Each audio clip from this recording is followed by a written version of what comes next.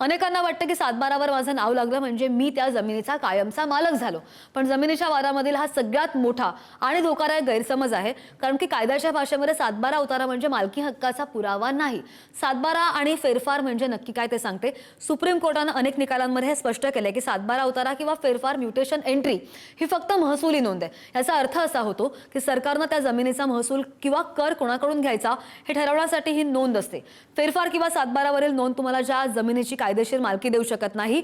मग खरी मालकी कशावर ठरते? जमिनीची खरी मालकी ठरते सातबारावर नाही तर कागदपत्रांवर.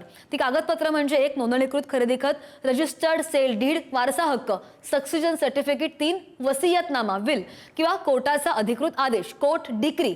जर तुमच्याकडे हे कागदपत्र नसतील आणि फक्त सातबारावर नाव असेल तर कोर्टामध्ये तुमची मालकी सिद्ध होणं कठीण होऊ शकतं. अनेकदा फसवणूक करून किंवा चुकीच्या पद्धतीने फेरफार नोंदवली जाते. पण जर मूळ मालकी हक्काची कागदपत्र मजबूत असतील तर सातबारावरची चुकीची नोंद कधीही रद्द होऊ शकते. त्यामुळे जमिनीचा व्यवहार करताना फक्त सातबारा बघू नका तर जमिनीची मागची इतर वर्षांची कागदपत्र सर्च रिपोर्ट तपासूनच निर्णय घ्या. शिकूया AI ची क्रांती. चला करूया MSCIT.